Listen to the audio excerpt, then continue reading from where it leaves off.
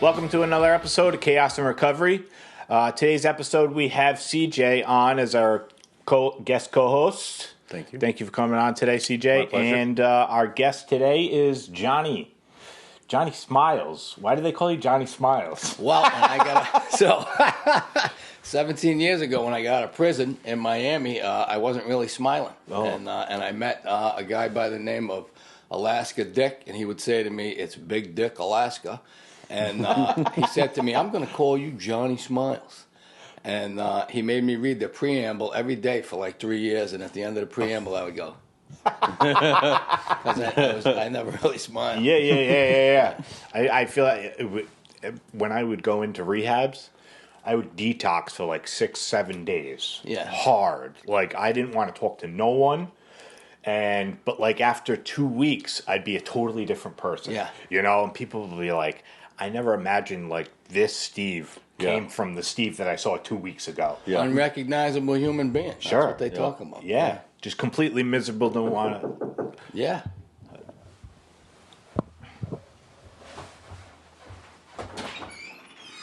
What's up? What are you doing? Oh, come in. What's up, man? How's it going, brother? How are you? You know, I told him I was coming. You know? Yeah. Can I shake your hand over there? Yeah, go ahead. What's up, big dog? All right. All right. Good to see you, man. What's happening? All right. You coming in to sit down? Sit down, yeah. Come on. Sit right over here. This is great. Where you been, guy? Me? All around. All around. I've been doing good. Look, we got a whole crew of people. Yeah. Look at this. So we got Ron here. Say hi, Ron. So I thought I was just going to listen. You were on the show. Oh, God. So we were just hearing about how why people call him Johnny Smiles. Okay. Just relating about how many times I went to rehab and I was just completely fucking miserable. You good? You good? You want a little back cushion? I'm comfortable. Yeah? You get a little back cushion, all right? So, Johnny, why don't you just jump right into your story? Let's hear a little bit about you before recovery. Oh, okay. Hey, I'm Johnny Smiles. I'm an alcoholic. And what happened to me? I was born. That's really what happened. So, I was born. I was born in Providence, and I was born to an Irish, Italian, American family. And, I just felt uncomfortable right away. So when I was born, I had a lot of physical and mental disabilities. And I felt uncomfortable immediately around people, certainly around other kids. And, people know the story. I rode the tiny bus. I had to wear a hockey helmet. I had braces on my legs for a while. They made me chew Ritalin so my teeth were orange. And kids made fun of me. And I think it's hard for some people to understand, but... I'm almost 60, and back when I was a kid, they didn't have the special ed that they have today. Back when I was a kid, special ed, they put you in a separate room. Everybody in the school knew you were different, and, not that there's anything wrong with kids with Down syndrome or kids that really have mental disabilities, but those are the kids that they put me with. Sure. So immediately I felt uncomfortable, and kids made fun of me. That's what they did. Did you have a certain diagnosis? Or? Yeah, I had ADD. They didn't call it that back then. They called it Hypertension or something? No, they called it hyperactive. Hyperactive, They said I was hyperactive, and I had a learning disability, which really years later I found out I just needed to learn a different way. Yeah. And I didn't really learn that until I got sober. So I didn't really learn how to read until I got sober. The first book I ever read was the big book of Alcoholics Anonymous. The second book was the 12 and 12, and then I read.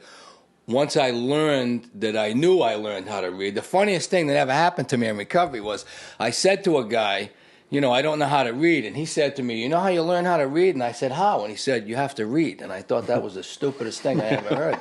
But he was right. I needed to learn how to read. And the more I read, the more I stumbled on a word. And then once I found out what the word said, then I realized, oh, okay, I can be able to read these sentences. So the more I read, the more words I started to see. And I always had a photographic memory because I couldn't read to begin with.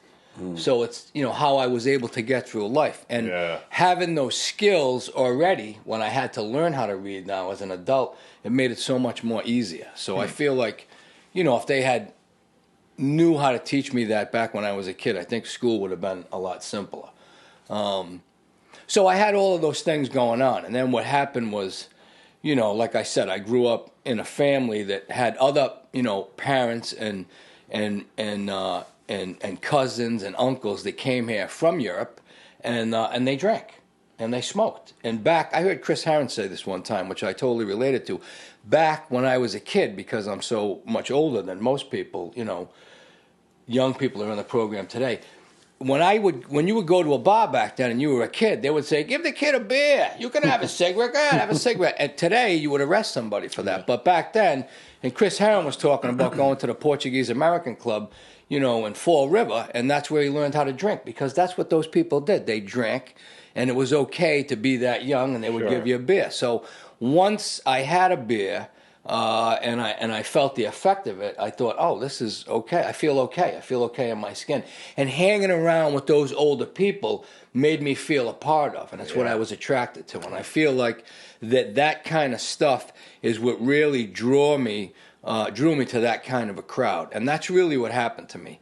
And like everybody else, when we were kids, they had open bar, penny drinks. They don't do those things anymore. But that's really how I started in the club scene. You could be 15 and 16 years old, know somebody that worked the door, and get in those clubs. I spent a lot of time on the waterfront down in Fox Point.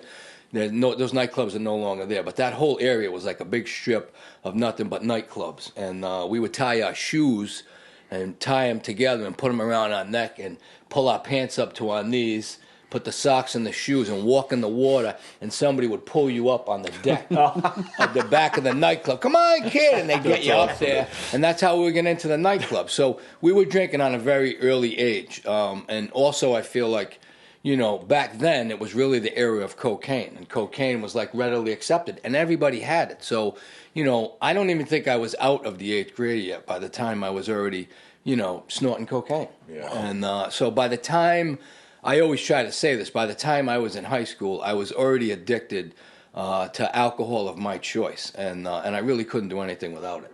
And we would wait all morning in school for the guy to show up that had the pot. Who else had acid? Mescaline, and that's what we would do. And then on the weekend, we would do the same thing again. And again, just like I had talked about, it was always somebody's brother or cousin who was in college, and we would meet at Rick College in the back of the parking lot, and who's chipping in to get a case of beer, and we would drink, and that's really what we did. So I really never had any kind of developed any kind of adult or social regular skills without drinking or using other forms of alcohol. That's really what happened to me. And, like I said, by the time I was in high school, I was completely addicted to drugs. I couldn't do anything without them. And I didn't feel comfortable in my own skin anyway, so I would never do anything without them. I was in high school the first 3 years I was there. I was a freshman all 3 years. And then I got into some trouble. And the vice principal knew my dad. They grew up together. And he said, "Hey, there's this program going on. I'm sure everybody knows this school now, but nobody knew it back then. Davies Vocational in Lincoln, next to CCRI, had just opened up. They hadn't even had a graduating class yet. So he said, they have a summer program. Why don't you send him there and see what he wants to do?" So when I was a kid, my grandparents owned a bakery, and then my parents had it after that, and then my dad got into the food business like we were talking about earlier. So I had already been around that, and the last thing I wanted to do was to get into the food business. So I went to that school. You know how we are as an alcoholic. Everything you do, that's going to be your career. So first I was going to be a machine. I can't use a screwdriver, but first I was going to be a machine shop guy. Then I was going to be an auto body shop. You went to every class, every trade for 2 weeks to see what you might be good at, what you might want to go to school. And the last trade that I took was culinary, and I took it, and I worked in there was a baking department there, and I worked there, and it turned out the guy who was the chef there was 3 chefs there. They were retired professors of the Culinary Institute of America. And the guy who owned a Jewish bakery on Menlo Spring Avenue knew my grandfather. Oh, yeah. And he said, "Oh, this is where you're coming. This is where you're coming." And I said, "I don't want to do that. I don't want to do that." But that's what I did. I really excelled in that program. And halfway into my sophomore year, I was already working downtown at Capriccio's.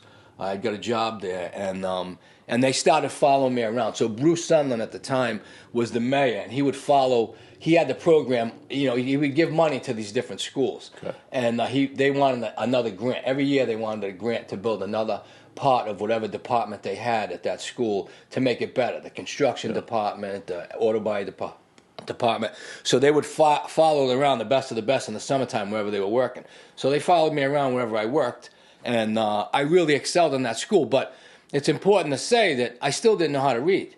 But because I did so good at that trade, they kind of pushed me along. So you would go 1 week to school and do a shop, and then the next week you would have regular school. But they would just leave me alone because I was doing so good at what I was doing, and I had a trade, you know. And for them, you know, they had told my parents early on when I was a kid, you know, if he doesn't figure out something, he'd be selling pencils on the street corner because he doesn't have any regular skills. He needs to learn a trade.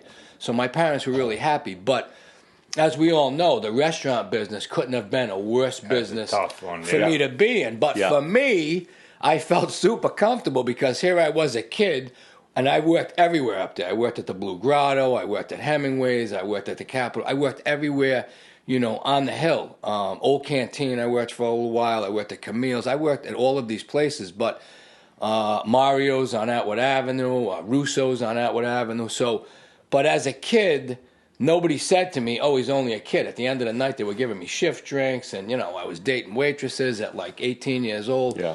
But I was still a high school student, and I still had no skills. But it was a way I could be the way I was with drugs and alcohol, working at these places, get away with it. So it seemed to be a good business for me. Along the way there, I met what would, you know, be my first ex-wife. And I thought, I'm going to get married. This is going to be a good thing for me. You know, she didn't like her parents. They were divorced, and she had a stepdad now. Her mother was remarried. I certainly couldn't stand my parents. You know, not that they were bad in any kind of way, but they were telling me what to do, and what I was doing wasn't right. So I couldn't wait to get out of the house. So, you know, we'll move out and we'll get married. And of course, you know, we both came from Italian families, and her dad, you know, was a typical Italian guy. Well, you're not moving in unless you're getting married. So we got married right away. And then I thought that was going to keep me on the straight. Now, she partied too, and I think this happens to a lot of people who get married. You know, we party as men, you know what I mean? And the girls that we meet might party the same way. But then once they get pregnant, it's all over. All bets are off. Yeah. And I'm thinking, oh, I'm okay. I can still do what I'm doing. She's just not going to do anything. And, you know, that didn't work out. And every year there'd be a different kind of complication like we were just talking about. We were together for about 7 years. I think we had 5 different places that we lived in. You know, by the time it was time to get evicted, I would get us another apartment and we would just move to another place. Yeah. And that's what we did for a while. And then she was pregnant with my second daughter, and I swore that this was definitely going to be the thing to keep me sober. You know, I got another kid on the way. I need to buckle down. You know, I talked to my mom about these things, and I said, I promise I'm not going to do these things anymore. I really want to be a good dad. And I did. I meant that genuinely. I really wanted to be a good dad. But I had this drug problem, and I just couldn't shake. And I didn't know anything about alcoholism. I had no idea, you know, about alcoholism anyway. And when I came into AA and people started telling me that alcoholism has nothing to do with drinking, it has to do with the way I think and how I process my feelings, I really started to grasp, you know, what the disease was about and what I was going to have to do to be able to be in a state of recovery, you know what I mean, to be able to treat it. And I didn't know that. And I feel like I shortchanged myself. I feel like if somebody had told me, you know, at the methadone, can I say methadone? Yeah. At the methadone clinic, if they had told me back then, they made us go to meetings, you know, once every 2 weeks. That was a whole part of to stay on the methadone program. You had to do it. But nobody at those meetings said, listen, this is what you have. This is what it's about, and this is how you can fix it. They didn't tell me those things. Or if they did, I really wasn't paying attention. Yeah. And I feel like if they did, I really could have got a harness on my disease earlier, and those kids would still be in my life. But I didn't. And, you know, did you get anything out of those meetings at those beginnings? No, I don't think I paid attention to anything. Later on, even when I got into AA and I devoted my whole, you know, life to it, I don't ever remember hearing anybody or seeing any of those things. I definitely never saw a big book. I definitely never saw a 12 and 12 or an NA basic test. And I've been through all of those programs. I've never seen, you know, I never saw any of those things. I think what they did was they had meetings there for the clinic because they were mandatory. Yeah. And it's not to say anything bad about the clinic because I used to hate it, but now I have a better perspective on those folks. They just don't know. And in their eyes, giving somebody this substance is actually saving a life, and especially today with the fentanyl epidemic. So I feel like they thought that they were doing me a service and trying to help me, rather than a disservice. But it really didn't work for me, and it wasn't working, because for me, what happened was the disease that I have always wants more. So even though I was getting it legally, I would wait in the parking lot to buy more of it illegally. And I couldn't get enough of it. And the benzos on top of that. Yeah, and the benzos on top of that. And eventually what happened was, my wife ended up leaving me. That's what happens. I came home one day. She said, we need to have a talk. The phone rang, and I answered the phone, and I said, I'll be right there. My wife said, if you leave, when you get here, we won't be here. You know what I mean? It's over. And I said, okay, but I'll be right back, because I thought, she's still going to be here. Yeah. And, I don't know if my father-in-law was down the street. He was a truck driver. I don't know if they had the whole thing planned, which they must have, but I remember coming back, and everything was gone. Took all your stuff? Everything. Oh, wow. Everything was gone. The only thing that was there was my clothes and a couch and a shitty TV. That's all I had left. And I had just gotten fired from paparazzi in Garden City. That's where I was working. So what was your first thought walking into the house? Well, I was devastated, Yeah. of course. I was devastated. I didn't know what I was going to do. But of course I was high, and I thought, man, I got a bag of sunshine, so it'll be okay. I'll figure it out tomorrow, like we all do. And then tomorrow comes, and I'm like, oh my God, what am I going to do? So of course you got to go back out, see the guy, right, first, and then you're going to figure out what you're going to do. And I don't know, maybe might have been 2 months, might have been a month and a half, but there's the eviction notice on the door. I got to get out. What am I going to do? So what do? I call a moving company, and I sell them everything in the apartment that I'm renting. The stove, the washer dryer, the dishwasher, the sink. I tell them I bought it. It's my condo. They took everything out of there, and the refrigerator, everything. They just took everything out, and they gave me a little bit of money. I packed up. I had a GMC Jimmy. They look like a Wagonaire up on stilts. The tires are so high, and I packed it with everything. And I called an ad in the paper that was a guy renting a room in a house all the way up in Cherry Hill. And this car had no brakes, by the way. And I packed up that car. I moved there. I drove that car from Cherry Hill, Smithfield, all the way down into Johnston. No brakes. Hoping that I caught a green light, every light, all the way onto the highway, all the way to downtown Pawtucket, and I would get into downtown Pawtucket, and there was a clinic right there, and I would smash into the wall. That's how I would stop the car with the emergency brake. Wow. And I did that for 6 months before I got caught and the car got towed. I was actually working at Ribs and Company in Atwood Avenue. That's where I was working. And then I got pulled over. They took the car. And I had already still owed a bunch of child support, and they came one night to arrest me, and they let me work the whole night. And then the manager came in at the end of the night. He said, "John, there's police all around the outside doors, and there's a couple cops in the bar room, and they're waiting for you. You got to turn." I said, "Oh, I'll turn myself in, no problem." And that was really the beginning of the next 15 years of agony. Once that happened, it was in and out of jail for the next 5 or 6 years, driving on a suspended license, child support, possession, that went on and on for a while. And then I was getting paroled in '97. They were letting me out again on that double secret probation they give you after I was there for about, I think I was maybe a year and a half. And they let me out, and then, of course, I'm staying at my drug dealer's house, right, where you're going to stay. Yeah. And this was back when they used to have a newspaper. And I picked up my newspaper. Paying rent was to paint the inside of his house. He had a tenement on Douglas Avenue. So I'm painting the inside of the house, and I lift up my coffee cup, and I see a ring around this ad that says free housing. That's all I see. And I say, free housing? What the hell is this? And I call the number, to see what kind of a story it was. And the guy said, do you know how to cook? And I said, oh, my God, I've been a chef my whole life. He said, do you know where Martha's Vineyard is? And I said, no, I had no idea. And he said, well, if you can get to Woods Hole and get on the ferry and take the ferry over, you'll get off in Oak Bluffs and walk to my house. I'm right in the center of town, have a bed and breakfast. If you can get here on the weekend, I'll give you a job and a place to live. And I said, oh, my God. What year is this? This is 1997. 1997, okay. So I took the boat over. I get off the boat. Actually, my dad owned a bakery on Charles Street at the time. He had a bread route to all the Christmas tree shops, and there was one of them right near Woods Hole. So I got a ride over there from Dick, sitting on a milk crate in the van, and I get out, I get on the boat, and I went there for the whole summer. This guy had a restaurant in Gay Head. They call it Aquinnah now, but it used to be called Gay Head on the cliffs.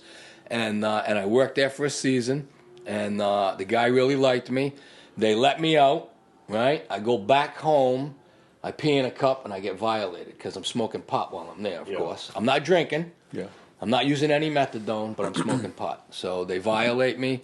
I go back to jail, and if everybody knows this, when you go back, even though you get violated, they usually let you out in 90 days. But when you go back, you have to pay a quarter of what you owe on child support to be let go anyway, or they put you on work release. So this guy kept calling my house, Henry, and he kept calling my house looking for me. And my father said, "Listen, I got to tell you, he's not coming back. He's in jail." And, my father tells him the story. So he says, "How much does he owe?" My father says, "You'll have to call them." He calls him, and he pays $12,000 to get me out. Wow. This was probably the first time that I ever did anything honest in my life. The sheriff, when I'm getting released, says to me, "You don't have to do anything. This guy paid your bail, but your bail's paid. You don't have to go back anywhere." Because, she asked me the story. I told her, who it was. And I said, no, I got to go back. So I get on a bus.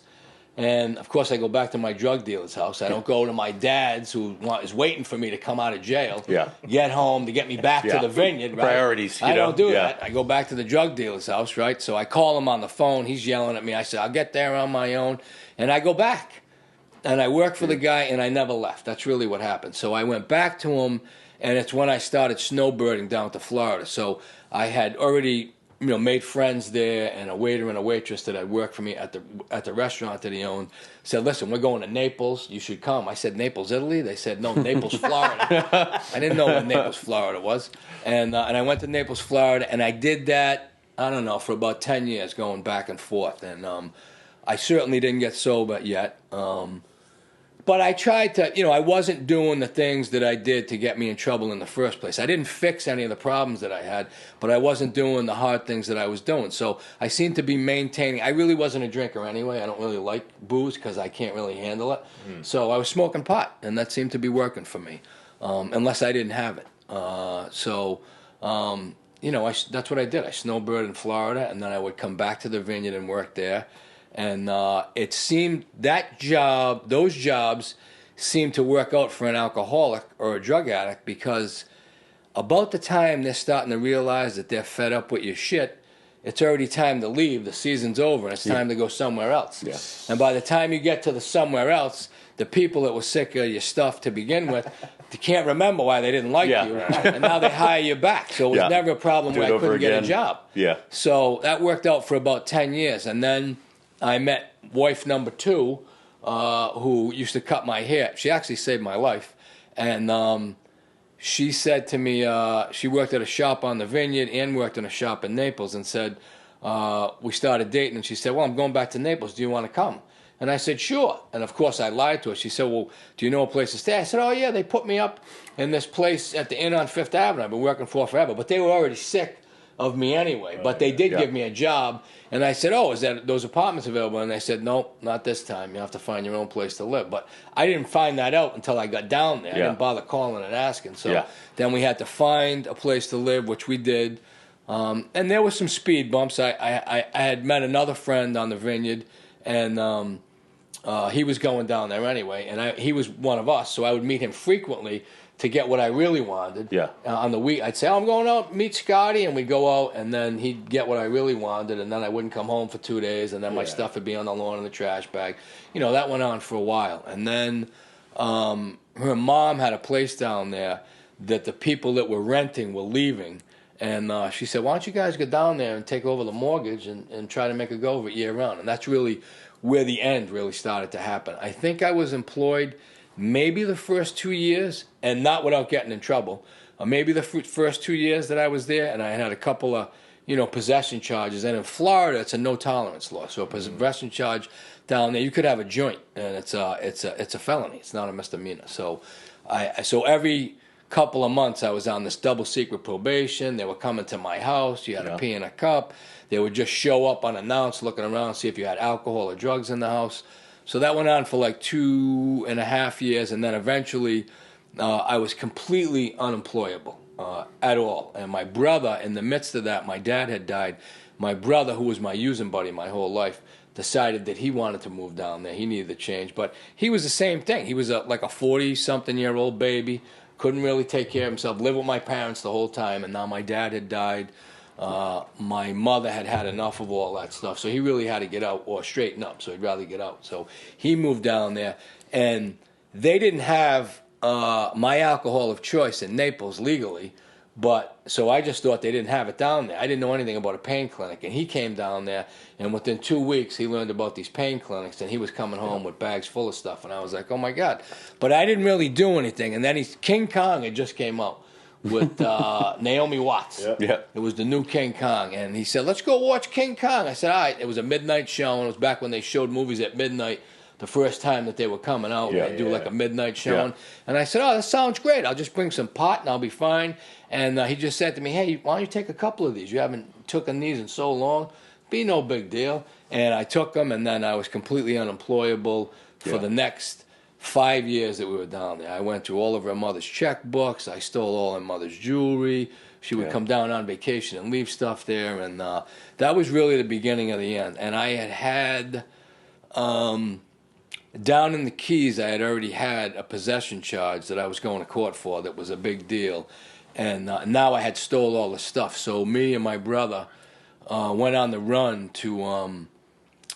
we thought Disney was a great place to be on the run. So I'm at Disneyland, and if you went on these timeshare things, they would give you Disney dollars or a check, but you could spend the Disney dollars right outside Disney at the gift shops, and they would give you cash back. Oh, yeah. So we did that, and we stayed in every Motel 8 down in Disney. My brother was like, I always knew that this was not the life for me. But my brother, who passed away, sad to say, would say to me, this is unbelievable. We'd be we found a methadone clinic right in Orlando. We're in line at the methadone clinic. He's like, this couldn't be any better. The clinic's right here. It's only $280 a week to stay at Motel 8. We're going to be fine. And in my head, I'm like, this is nuts. I got to go back home. I can't do this. I don't want to do this. You know what I mean? And, so I did go back home, and then eventually we ended up on a vacation, and I got busted again. And now, they moved me to Miami. I'm in an immigration mod, right? This is before anybody knew about ICE. I'm in this ICE mod for months. Nobody speaks English. I don't have a conversation with anybody. But it was like a God shot. I had this opportunity to look at all aspects of my life. And we hear this all the time in AA, but I really, on my own, thought the same thing that I hear all the time. I didn't always get in trouble when I was on drugs or I was drunk, but every time I got in trouble, I was on drugs or I was drunk. And I knew that this just wasn't going to work for me. And I really wanted to know a way out. And about maybe 4 or 5 months in, somebody came in that was actually from Naples also, who was a chef, and he said, I'm going to an AA meeting. Do you want to come with me, while we're in jail? And I said, oh, it sounds like a great idea.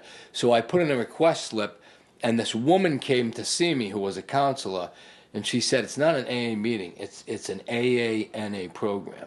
And if you agree to come with me, we'll move you to a different unit. It's 8 hours a day of either a big book study or a basic text of NA study. And if you don't do what we tell you to do, we're going to send you back here. But if you can commit to that, we'll let you into the program. And I said, absolutely. And it was my first introduction to the big book of Alcoholics Anonymous, the basic text of Narcotics Anonymous.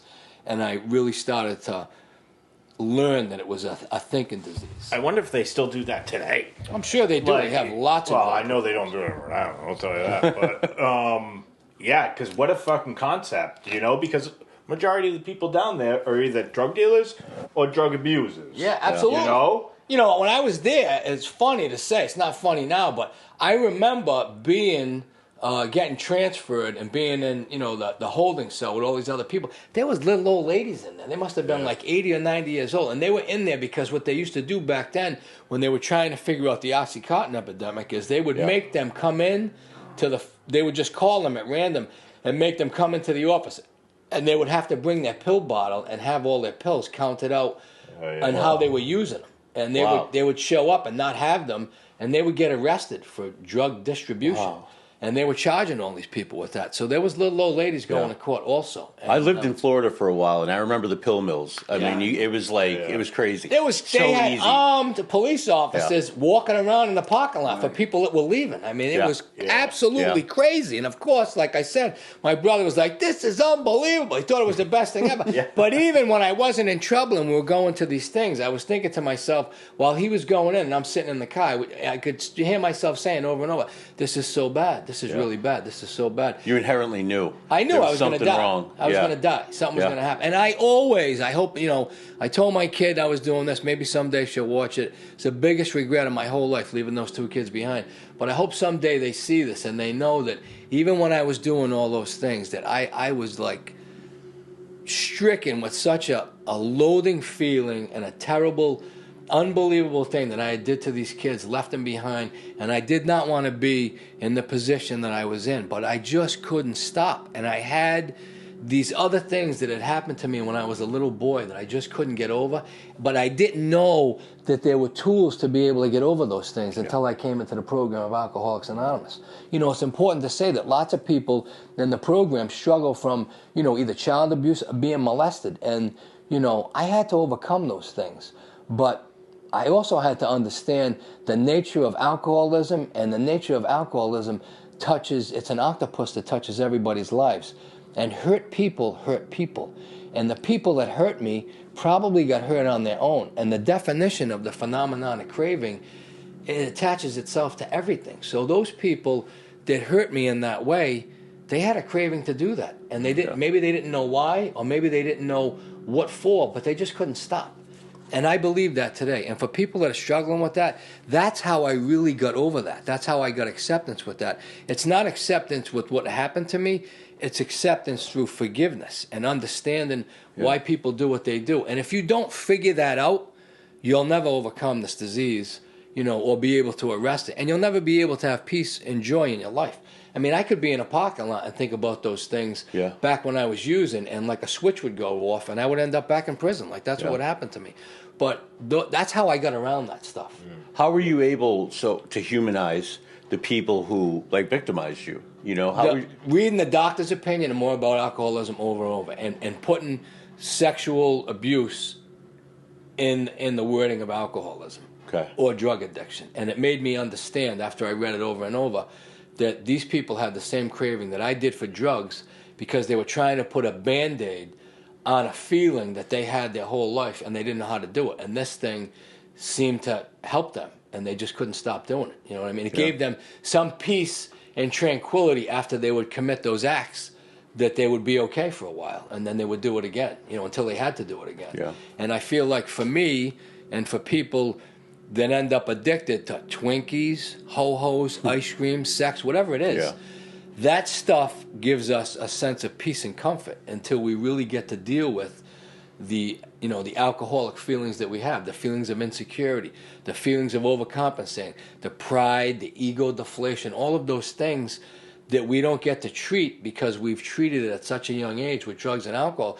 You're not really fully developed mentally as an adult. I mean, we all know that. We hear that over and over at a meeting. How old you are is how old you came in when you tried to get sober. You know what I mean? So when I tried to get sober and I was in my 40s, the first time I used drugs and alcohol, I was in my teens, my tweens, whatever they call it, 13, 14. I mean, I have a whole neighborhood of kids, and my daughter knows this.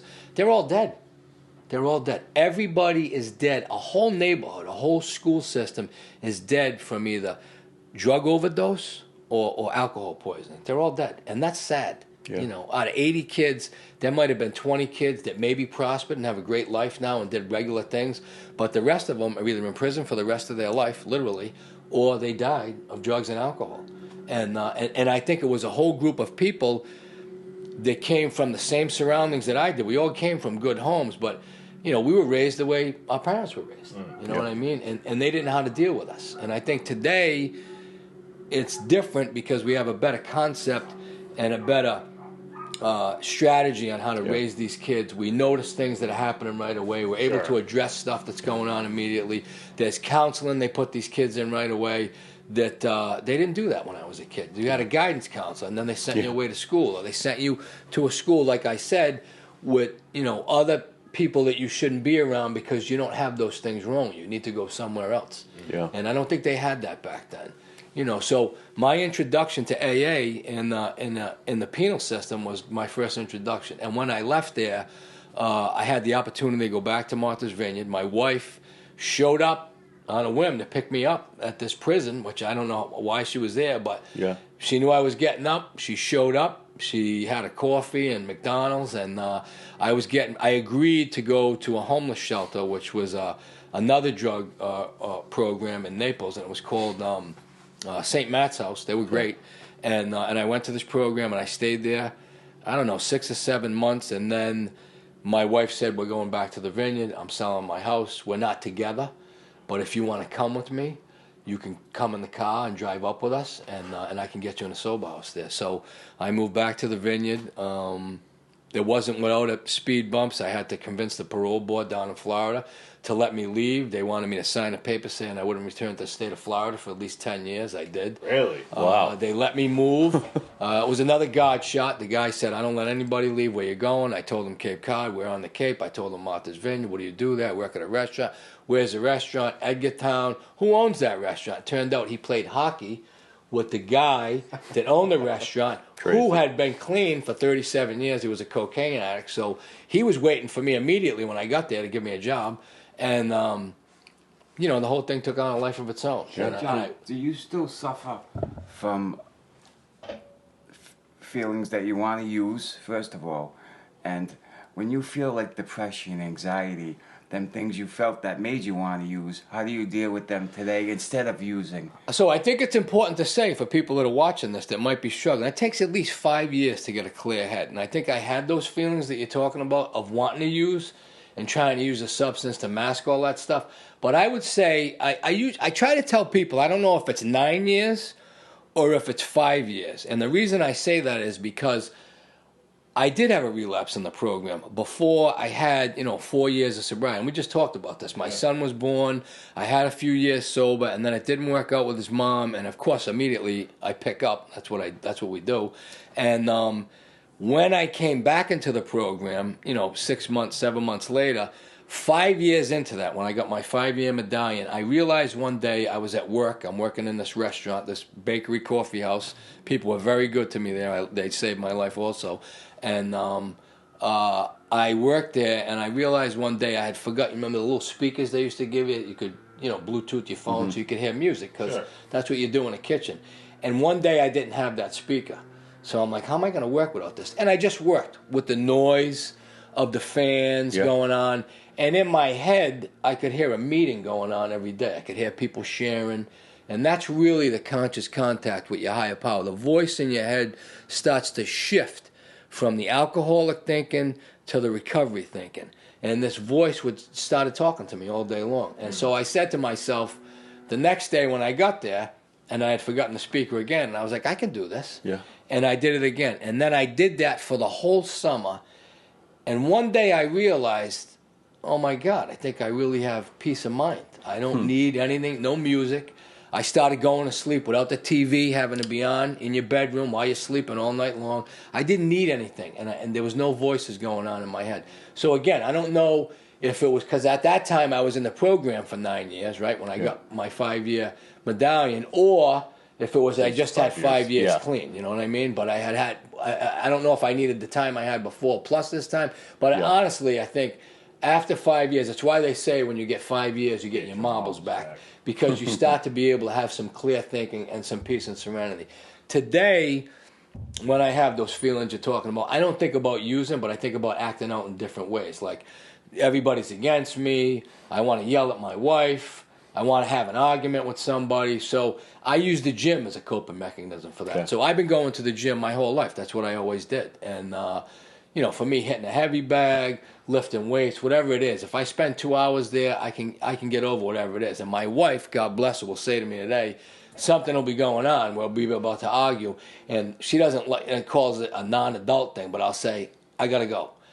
Instead of arguing, and I leave and I go to the gym, and then when I come back, she'll look at me and say, "Did you work that shit out?" And then we're okay. You know what I mean? So that to me is a mechanism. Again, my friend Tim from the restaurant that I worked at forever would say to me, "There's no tug of war if you don't pick up the rope." But he would also say, if you don't say anything when those things are going on, it's just like saying "fuck you." You know what I mean? It's the same thing. So you have to find balance. So for me, those are the things I do. I don't have those feelings of wanting to use, but I think those cravings very early happen for a long time. The phenomenon of craving, that's why they call it a phenomenon of craving. And my brother, God bless him, before he died, we tried to get him sober, me and my friend Dennis, who died. I loved him, Grand Slam. He was great. And we were together. It's important to get a sober buddy in this program. When I didn't want to go to meetings, he drugged me. And when he didn't want to go, I made him go because he drove. But we tried to sober him up. But he would say to me things like, I've only been clean for a year. I feel like I'm still in withdrawals. Yeah. And he would go to the hospital, and the doctor would say to me, I think we're going to give him something because he seems like he's in withdrawals. And I would say to the doctor, listen, you're not an addict. You don't understand. Yes. That machine says he's going through detox. But that's the state of a brain of an alcoholic. It tricks you into thinking you're going through those things. And I do believe that machine says he's going through something, but he's not detoxing. He hasn't had those drugs in the system for a year.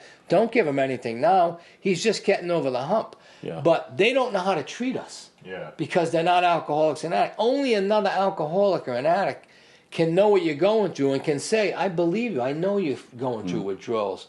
But your brain is trying to trick you. You got to just hang on.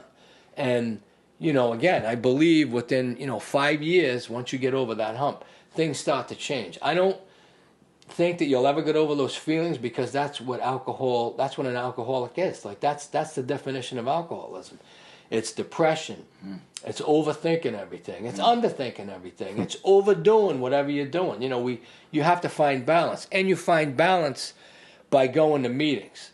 If you don't go to a meeting, you forget why you're an alcoholic in the first place. And if you forget why you're an alcoholic in the first place, if you do that long enough, you'll start to believe that this time will be different. You know what I mean? And we hear time and time again, if you keep going to meetings, you'll hear people with 10 years, 5 years, 2 years, 30 years. I've heard people with 40 years say, I was at a wedding, I picked up a glass of champagne and I drank it. But the next thing they tell you is, the first thing I stopped doing was I stopped going to as many meetings. Yeah. I stopped working on my program. It doesn't matter how much time you have. It's like a cancer patient not working on cancer. If it comes back, it kills you. So tell us about, you had a couple of years of recovery, and then you had a relapse. Yeah. Tell us why. So I believe I had a relapse, the same thing as what I just said. Yeah. So I had my kid, and, my wife had, the woman that I was with had the kid at the time, and things started to get rough. I didn't understand because I didn't work on these other things that we work on at the first time in my recovery. People have the right to feel. Women have the right to feel. They have very complex bodies. They have hormones going on. There's all different kinds of things. And I didn't take those things into account. I took everything personally. So, once things weren't working out my way, and Bill, blah, blah, blah, always likes to say, right, my sponsor, he'll say at a meeting that, the third step is great when everything's going good. But when the third step comes into play, when everything isn't going good and the shit's hitting the fan, that's when the rubber really meets the road. And I feel like things weren't going my way. They might not have been working out with his mom, but it's got nothing to do with him. And I put his life and her life, even though, I wasn't doing anything to them personally, but I was putting both of their lives in jeopardy by using it in the first place. And I also had a reservation. So it's important to say that, her parents lived in Hudson, Massachusetts, and we would go there all the time. And every time we would go there, the first couple times that I visited there, I noticed that there was a bottle of Percocet in the medicine cabinet, that her dad didn't believe in taking drugs, but he had filled for his wisdom teeth. And it was probably like 10 years old. But I knew that bottle was there. Yeah. And when I looked back, when I had to come back and I wrote about this stuff, I realized that the 3 years that I was going there every year, I always went upstairs. I always opened that medicine cabinet to see if that bottle of Percocet was there. You know what I mean? Why was I doing that? Yeah. Because I knew I was going to end up eating those Percocet. You know what I mean? Yeah. And I was just looking for an excuse to do so. I had not worked on the things that I really needed to work on, meaning that when I looked in the mirror, I thought I wasn't full of shit, and I thought that I really liked the person I was, but I never did. I still was $200,000 in debt between child support and the IRS. I couldn't get a telephone on my own. I couldn't rent an apartment on my own. I couldn't buy a car on my own. I couldn't even drive legally, even those years in sobriety. I hadn't fixed any of those things. When I came back, I'm going to say after about maybe my second or close to my third year into sobriety, I talked to my sponsor about these things, and I said, Bill, child support comes out of my check every week, but it's really, I'm really never going to pay it off. Is this how it's going to be? Am I always going to owe this money? Am I ever going to be able to pay it off? And he said to me, I always tell the story, he said to me, well, maybe you could get a second job. And I said, a second job? He said, yeah. Well, maybe get a part-time job and take that money and put that money on top of the money they're taking out every week and see what happens. And then, a year into that, I said to him, this seems to be working out good, but, it's never going to come down quick enough. And he said to me, maybe you can make that half part-time job a full-time job. You can have 2 jobs. And I said, okay, I'm going to do it. Yeah. And so I did that, and it seemed to be working. And then I said to him one day, well, this is working, but it's still going to take 20 years to pay it off. And he said to me, maybe you could get a third job. And I said to him, I hope he's going to watch this. And I said to him, a third job, that's ridiculous. There's no way I can work 3 jobs in a day. When am I going to sleep? And he said to me, you don't even realize how seasoned you are. You ain't slept your whole life. And he was absolutely right. And the first little bit of time, it was, a couple of months, it was like, how am I going to do this? I'm exhausted. But then eventually it just became a no problem thing. And Tim, who will end up watching this too, who owned the coffee shop I worked at forever, he used to say, hardest working guy on Martha's Vineyard is Johnny Smiles, because every time they would see me, I would have a different uniform on. I'd be working somewhere different. Yeah. He let me drive around in this truck to pick up bagels in the morning, which ended up being the trash truck. And then he let me do trash runs for other people. And then I did some catering at nighttime. I would do clam bakes, and I would take all that money. I didn't even know how much money I was paying. So even when I was doing all that, about 5 or 6 years into doing all that, they would start to freeze my bank account, even though I was paying all that money. Because anytime you make over $10,000, you have in a savings account, immediately if you owe child support, they freeze it right away. And I would have to call on the phone, and the lady would say to me on the phone, what are you willing to give up? And we'll unfreeze it. Are you willing to give up a quarter of it? So I was paying not only that money, but every 5 or 6 months, they were taking out $5,000, $4,000, $2,000. So I was paying way more off than I thought. And I met my wife, and we moved back here. I sold my house on the island. Your current wife? So my current keep wife. Track now. This is your This third and final wife. Third and final wife. Yeah, she's watching this. Love of my life, of course. Smart man.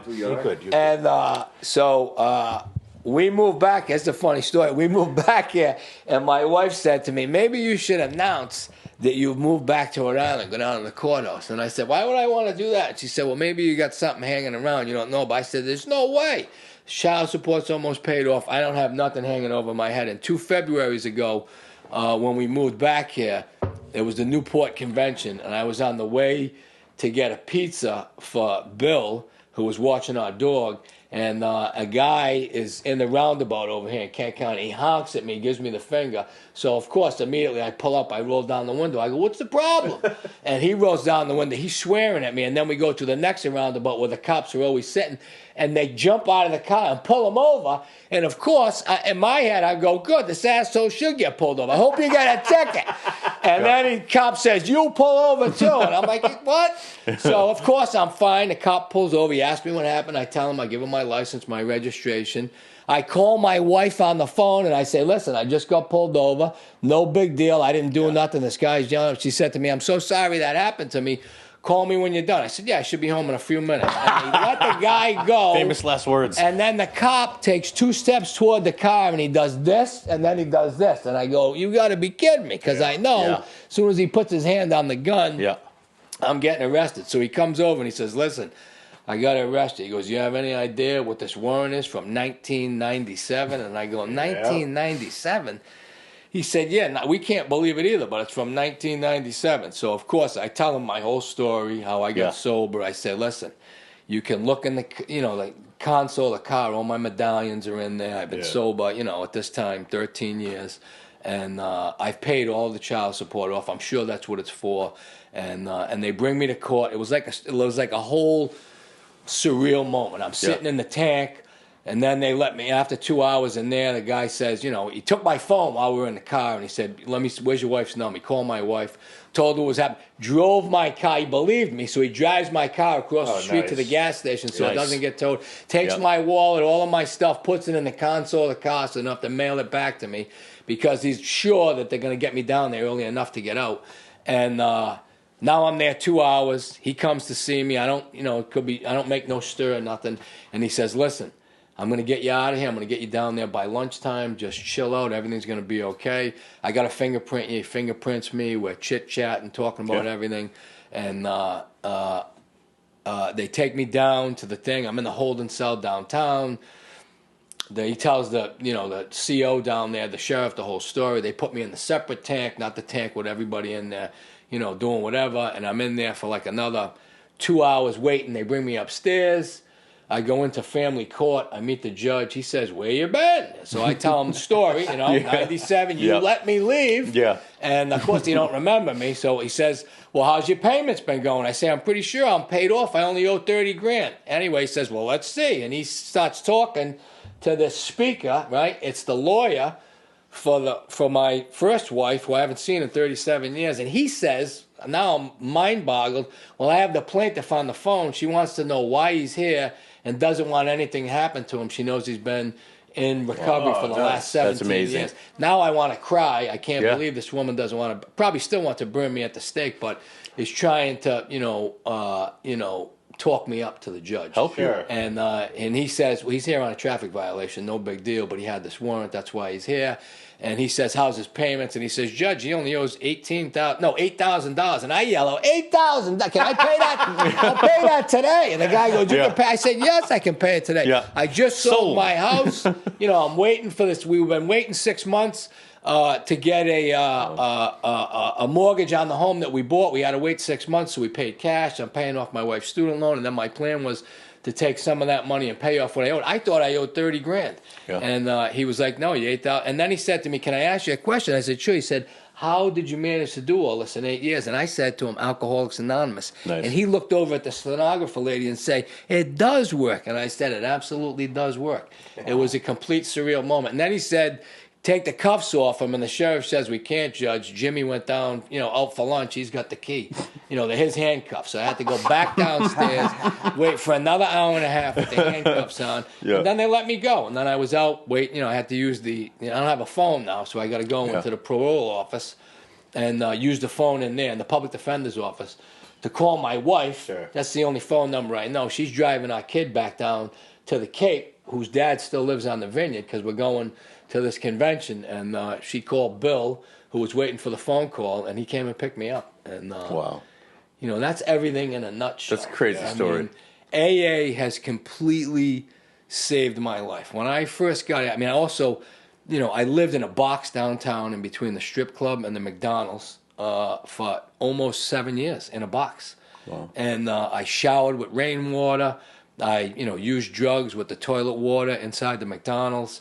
My life was terrible. It was absolutely terrible. And to imagine the life I have today by just not using a drug or alcohol one day at a time is incredible. And finding out the kind of alcoholic you are, there's 5 different kinds of alcoholics chronicalized in the doctor's opinion, and more about alcoholism. Those 2 readings out of the book, along with Bill's story and There Is a Solution, are probably the 4 most basic chapters that you should read about alcoholism and drug addiction in a nutshell. It just explains the whole gamut of alcoholism to begin with, and about the thinking process, and about the spiritual malady that we have. And if all you had to do, if you told somebody, regularly that all you have to do is think about somebody else other than yourself daily, you can have this miraculous life, and they would do it. But an alcoholic will say, I'll do it, and then they don't do it. So I also believe that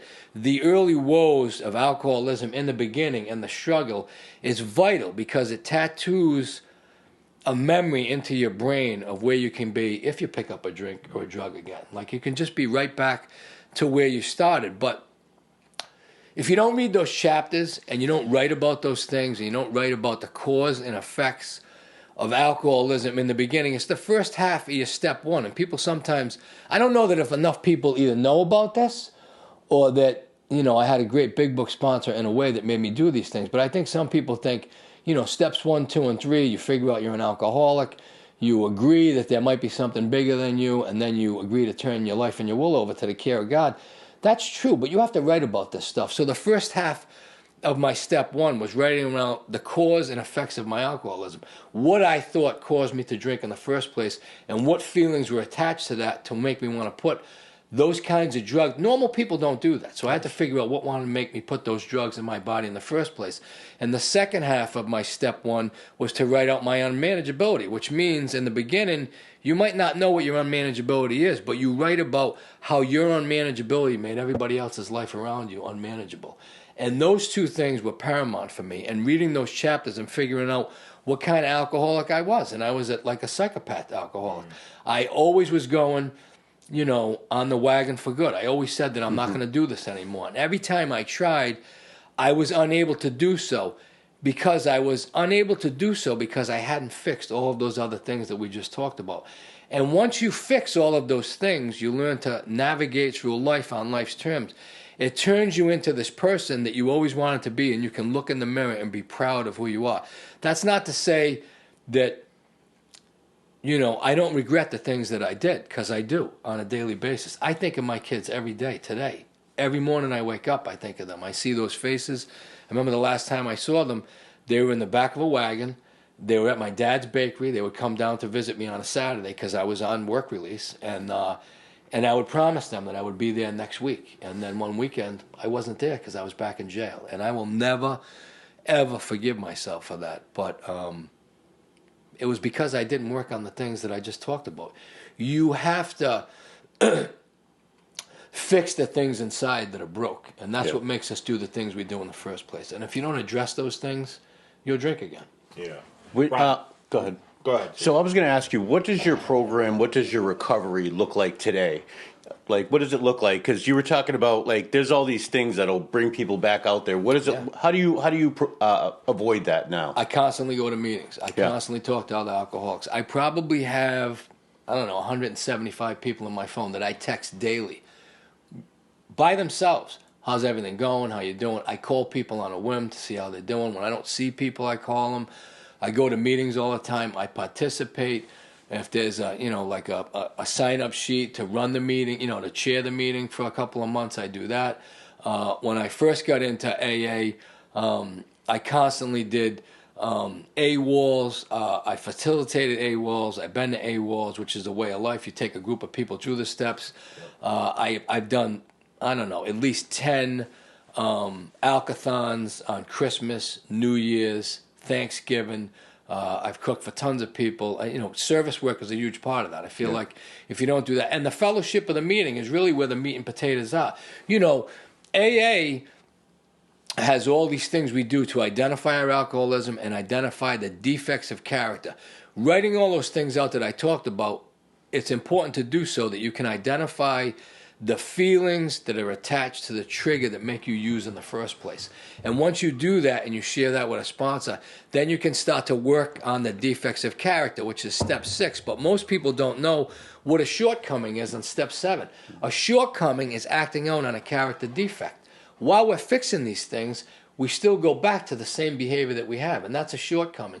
And until you identify that stuff and work on that stuff on a daily basis for the rest of your alcoholic life, and how hard could it be to go to a meeting for 45 minutes a day? Do you know how hard it was staying high 12, 13, 14 hours a day, plus working? It was ridiculous. So when people try to say, I can't make it to as many meetings, or I can't get to a meeting, There's meetings around the clock, and if anything, COVID gave us the biggest tool we could have. If you can't be at a meeting, you can be on Zoom, and you could be listening to a meeting, or a podcast, or, you know, Bill W. speaking. I mean, if you go to Everything AA and you put that app in your phone, there's tons of AA speakers. And I think it's paramount to listen to the people in the beginning because they were the meat and potatoes of the program. Ebby Thatcher, Bob Smith, Bill W.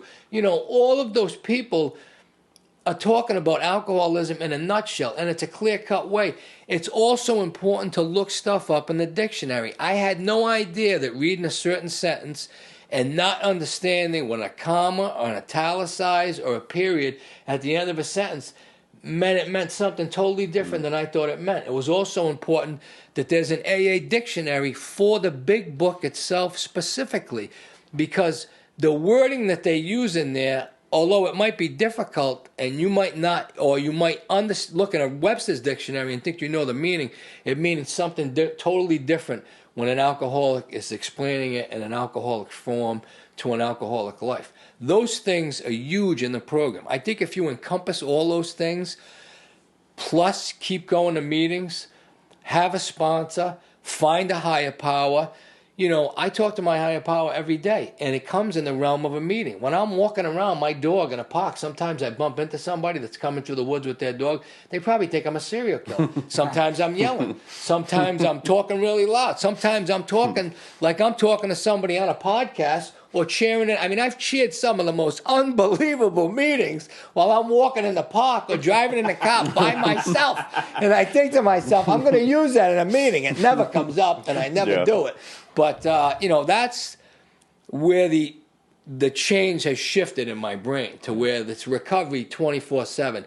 And it's not recovery 24/7 like it is in the beginning. We always say the same thing. In the beginning, you come because you have to come. Then you become because you need to come. And then you eventually come because you want to come. Bill, who I love, is my sponsor today and my best friend. He calls himself Bill, blah, blah, blah. But he always says the same thing. Stay until it's funny. Yeah. It's not funny now, but eventually it will be funny. And we could be at a meeting talking about stuff that we did that's terrible, and we're belly laughing about it because that's what happens. Yeah. Yeah, I think one of the... Ron, do you have any kids? I do not. You do not. Sad. So, like, I know me and CJ can deeply sympathize with the aspect of not talking to your daughters for such a long period of time, and just feeling that guilt and shame that basically drove my addiction harder and harder because I wasn't so much a part of my son's life for so long, my kid's life for so long. I didn't financially there. I wasn't physically there. I wasn't emotionally there. And it was like, and I know what the other side thinks. I can't understand what they go through, but I know what they think. Why can't he just put it down for me? Yeah. Why can't he? And for me, it was just a simple fact of like, I didn't know how to fucking get out of the hole that I was in. Absolutely. I didn't know that I needed patience and honesty and sympathy towards myself to get out of this place of just calling myself a piece of shit for so many years and blaming myself for what I did to those kids. And it took me so long for me to get out of this hole and negative thinking where I was like, all right, if I just hold on another day, I'll be that much closer to seeing my kids. Yeah. I'll be that much closer to paying that child support off. Yeah. I'll be that much closer to being a better father. And I didn't know the patience was like one of the biggest things in recovery that I needed to understand. They say one day at a time, but one day at a time broken down is patience. Yeah. Just fucking be patient to hold on for another day, and things might get a little better. You know, things might not heal themselves. Relationships might not go back to fucking anywhere where you want them to be. No. But, like, you can get closer to a relationship being mended by just staying patient in the program. You go back out again, you fuck that relationship back up again. I think for us, it's the biggest thing, you know, for people to understand. If they're watching this, they're going to, you know, think, you know, why does my sponsor talk to me that way? I think that we're not talking to you in a sense of that we're yelling at you. I think we're yelling at our former selves. Sure. And I'm yelling at the guy that's sitting in the car, but I'm really yelling at because I think I'm talking to me. And why did I wait that long? Why did I fight the program that long? Why did those first 4 years in the program have to? We make it so hard. Yeah. It's just a simple program for complicated people. You know, people can't write out a fourth step. A fourth step couldn't be more easy. It's 3 things. You write down who the person is, what they did to you, and how it made you feel. It's 3 words. It couldn't be more simple. You know, when I first came around, my sponsor told me, put the pad and paper by the shitter. You get up in the morning, you take a shit, you write a name down, you write what they did, how it made you feel. You get up, you wipe your ass, you wash your hands, and you go back to it the next day. I did that. My knees would get numb eventually because I was just writing away. But in the beginning, that's all I was capable of doing. You know what I mean? Yeah. And figuring out those things like you just talked about, I thought that those things are why I drank and used drugs. Those things kept me drunk and high on a bar stool for a really long time. Yeah. It's not why I drank and used drugs in the first place. You have to go back to the beginning and write out the cause and effects which made you drink in the first place. You didn't have kids then.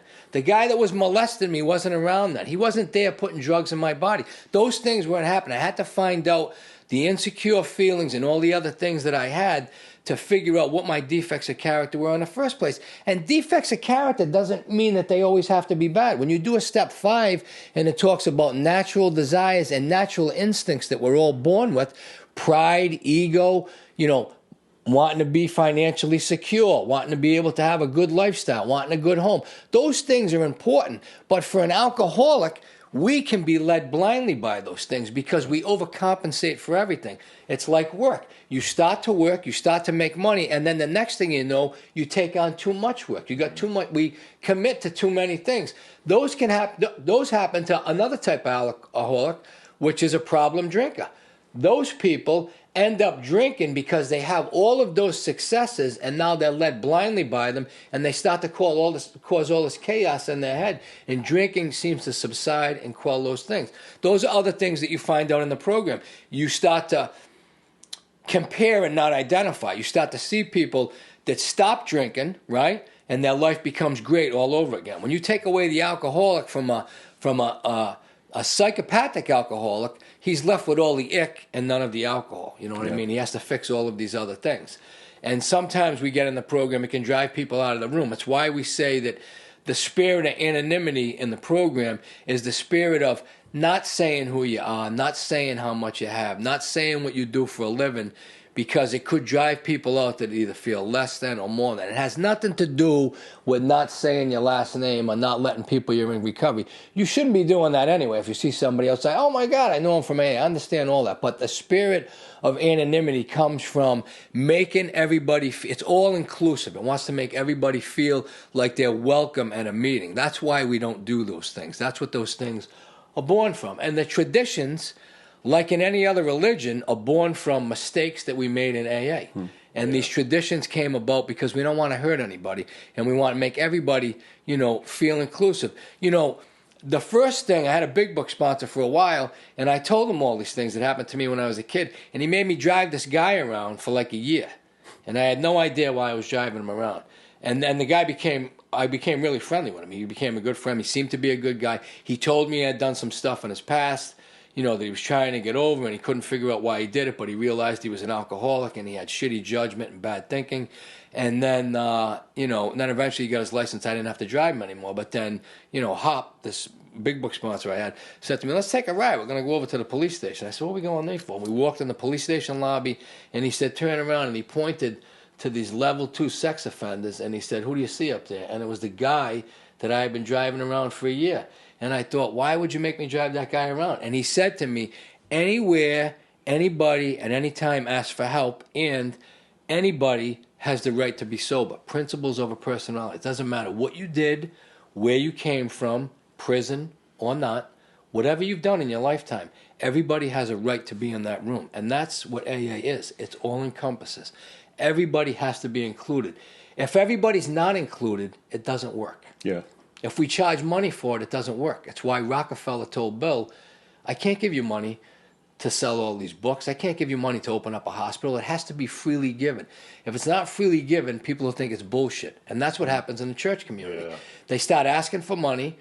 people get a faith, they're in there, and then money comes into play, power, government, everybody gets divided about what things are said, and it doesn't work. It folds. AA has survived this long. It hasn't folded because it's freely given, and we stay afloat through our own contributions. We don't ask for money from outside people. Yeah. We do it all on our own. And that's how it works, because everybody in there is an alcoholic. And we know that everybody in there has good, not always great judgment, but good judgment and a good moral compass to want to do the next right thing to help the next right alcoholic. I just saw a podcast with Alice Cooper, and they asked him, you know, when you had a problem, what did you do? And he said, well, I didn't know what to do, but I called Dick Van Dyke because I knew he had the same problem. And I knew, somebody told me, that it's a responsibility of an alcoholic to talk to an alcoholic anytime. So I called the Carol Burnett Studios where he was working, and I asked to talk to him. He said, I couldn't believe it, but he picked up the phone immediately, and he told me all about AA and how he got sober. That's the epitome of Alcoholics Anonymous. Yes, sir. We want to help anybody, and when you call, we want to pick up the phone. And if we don't pick up the phone, we'll call somebody else that will pick up the phone and be able to talk to you. AA has like this great tight-knit group, and there's all these other things now. You have a telephone. You know, you used to have dimes in your pocket or quarters. I wasn't in AA then, but you had to call in a phone booth. Today, you have this meeting app on your phone, and you push the app. It tells you right where the close meeting is, and then if you can't go there, when you go under the directions, there's a telephone. You push the telephone, it calls general services in your community, and those phone numbers are attached. People do service work. They have a phone specifically attached to that number, and they answer the phone, and they say, hey, this is Jimmy or Joe or Susie or whoever it is. What do you need help? And you say, my name is so-and-so.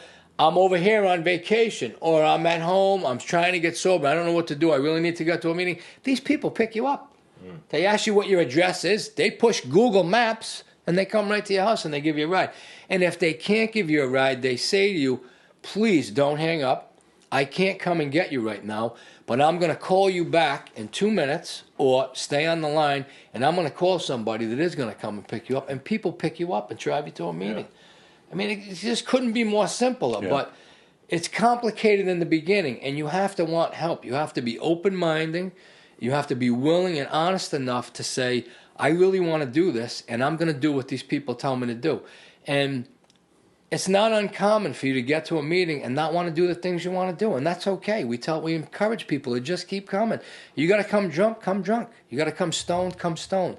We want you to come to the meeting, because the phenomenon of AA is, even if you don't believe, and we tell you to believe that we believe, eventually something happens to you and you have this awakening and you do believe. And you have this miraculous thing happen that there's no way to explain it. You know what I mean? It's God-given. And I always like to tell people that struggle with the word God, God is just another name for Kleenex. Kleenex is not the name for tissue. Kleenex is the name brand for tissue. When you ask for a tissue in the car, you don't say to somebody, do you have a tissue? You say, hey, you got any Kleenex? Right? God is just a name brand for a higher power. It doesn't have to rub you the wrong way. It's just a name. And for all of us in the beginning, God was a gift of desperation that brought us to a group of drunks that gave us good orderly direction still today on a daily basis. I can give people some of the greatest advice ever. But for some reason, I can't give myself the greatest advice. I don't know why it works that way, but it just does. And that's the unbelievableness of AA that happens when you're in a meeting. You just see all of these incredible people lifting up all these people that are struggling, and then you see people with, nothing get everything and have this wonderful life that they could have never imagined they'd have. I would never have imagined, and never mind paying off the child support, that imagine that I would ever have bought a home or a second home, or was able to walk into a store. Not that's important, but, when they say to you, would you like to take out a credit card? I used to hit that button all the time, and bells and whistles would go off. And now they're like, oh, you're approved. And I always say, well, I don't need that. You know what I mean? Or sometimes I do take it, but I could never do those things. And I couldn't have done those things by the time I was 18. I had already squandered all of that. I couldn't do anything. Back when I was a kid, when you were 18, you got a credit card in the mail. All you had to do was call a phone number. Like, that's what they did. They don't do those things anymore. But I had already ruined all those things way before my kids were born. And I thought that I would never get those things back. And that's not what I aspired to get back. And it's not what I looked to get back. They just happened. By staying sober one day at a time, all of those things just happened to me. All the things that I kept drinking and throwing drugs on because I thought I ruined my life. I'm never going to be able to have a home. I'm always going to live in the shitty apartment. I'm never going to drive legally or be couch surfing. None of those things are ever going to happen to me. When I walked in the doors of AA, I had really nothing to look forward to. I was at the lowest point that I could possibly be in. And people kept saying to me, if you keep coming, all the things you're worried about will happen. And I thought, there's no way. And then I thought, well, if I can just drive legally and have a shitty apartment for me and my kid, I'll be okay. I'll be happy with that. And then it just kept getting better. And I can't wait to see what happens 10 years from now.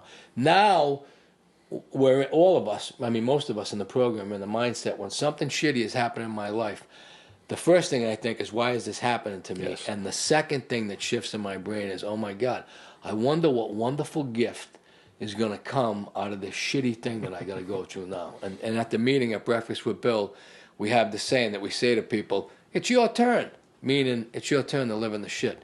And some people will say, it's my turn this week, and then they'll tell you what's going on. It's just life on life's terms, and that's what happens. We have to learn how to live life. And I really didn't have any of them skills. The way I see John staying clean is I see him helping a lot of people. Everybody. Incredible. Yeah. And Steve, I see that in you too. Yeah. I see that in you too. Thanks. And so maybe about a year ago, I says, John, I hadn't found a job yet, and I didn't have any money. So I said, come over to my house, do some painting. Yeah.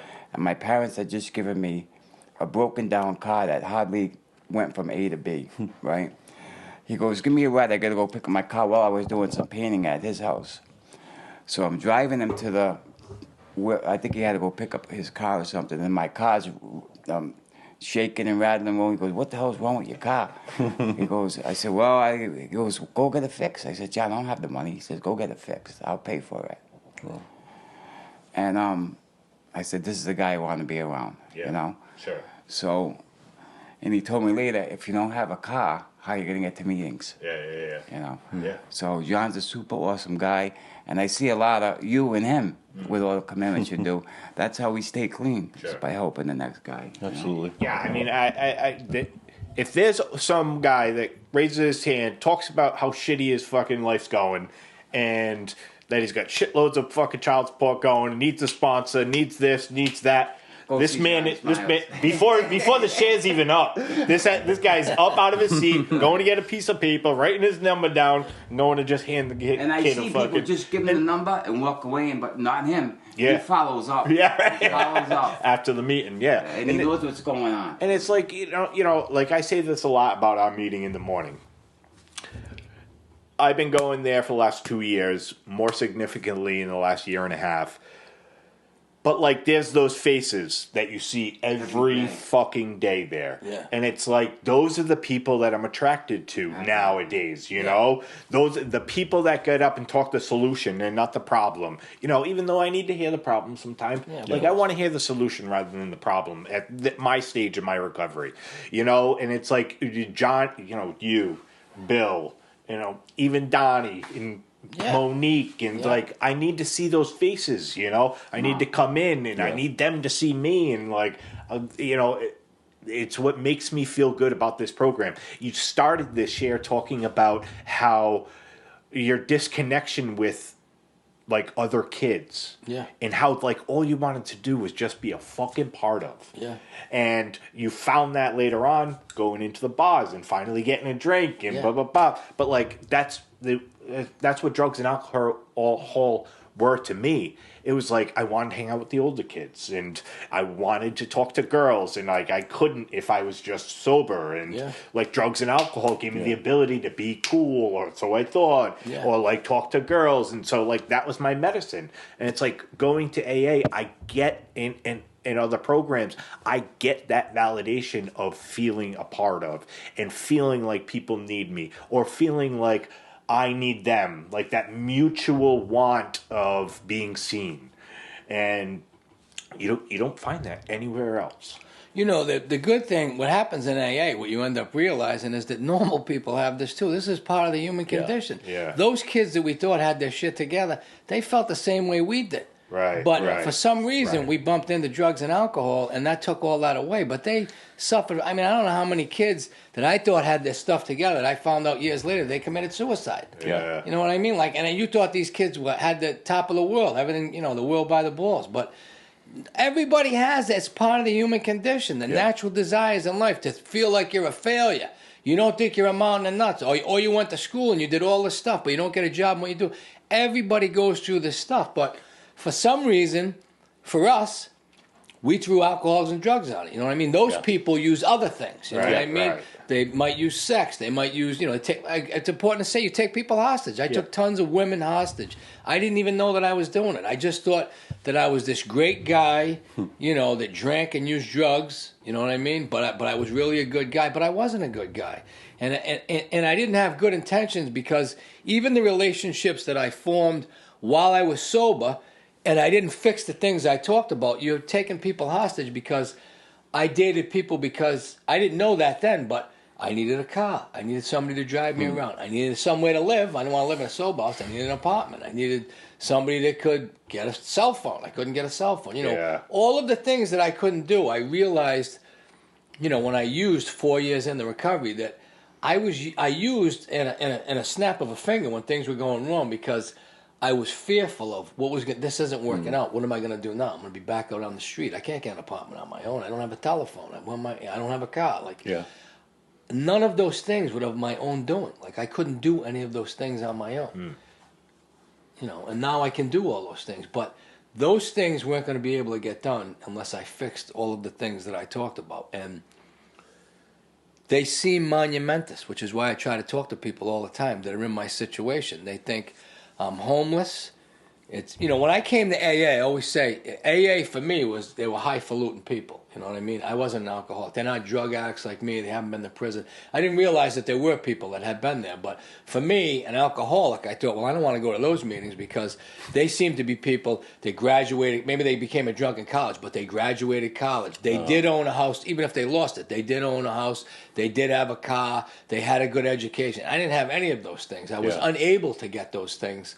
And so, you know, but then I started going to their meetings, and Alaska Dick said to me, close your eyes at a meeting and just listen to people talking about feelings. Don't look at them, you know, because the meetings on Martha's Vineyard, which I love, and it's where I got sober, we call them Rolex meetings because people are wearing a Rolex. And, you know, how could they be? But the feelings are the same. The coping skills that they have are all the same. It doesn't matter how much money they had, where they came from, if they had a trust fund. The feelings are the same. And that's what AA is about. You have to identify and not compare with the feelings that everybody's talking about. The disease of alcoholism is a thinking thing. It's the way we think and the feelings that attach to the triggers that make us drink in the first place. And once you can harness that and identify that and work on it continuously, and it's not that hard of a thing to do, you'll have a decent, you know, footing. You know, they say that, they always say in rehab, you know, or in AA or in NA, it's only 1% of the people that make it. But it's not only 1% of the people that make it because of the disease.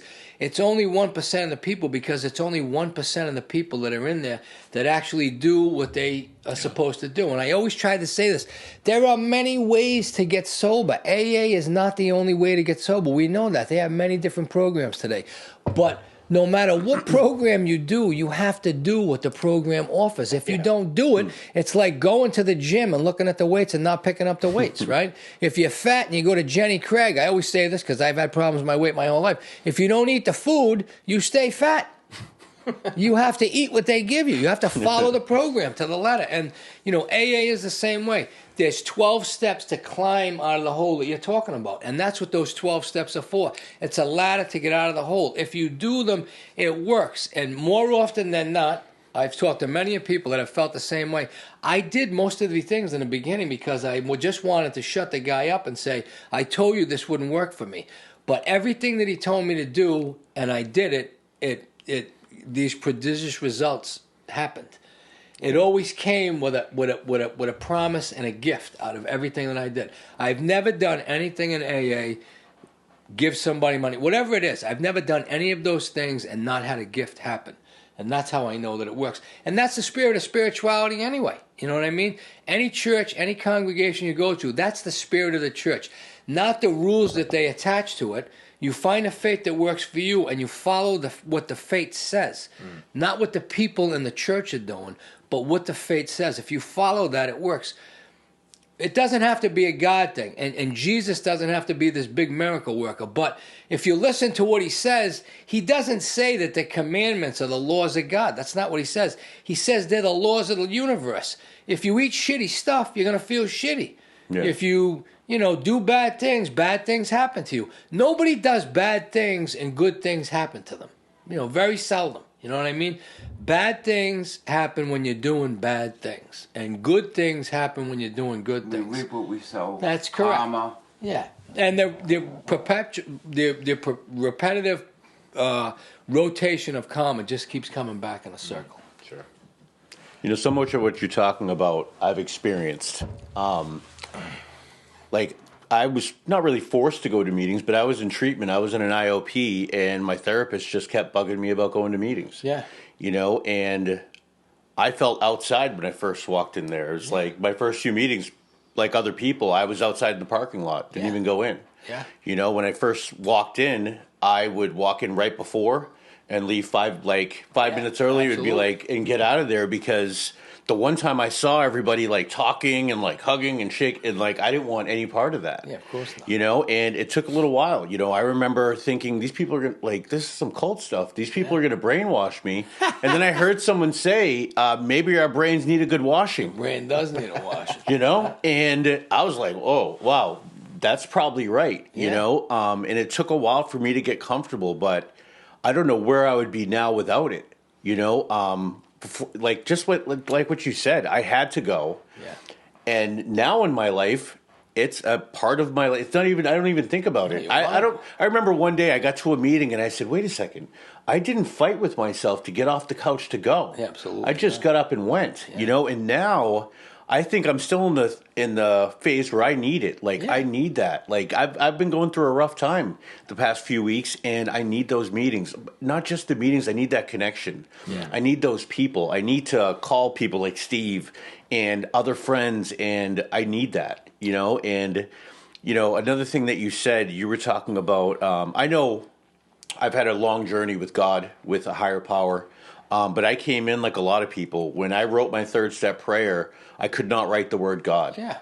How I started was I believed that my sponsor believed. Yeah. In my head I was making all these, But it works. I was talking my trash about it, but, and when I finally prayed for the willingness. Yeah. I didn't even know what I was praying to, and I just said, just give me a heart to be willing just to do this.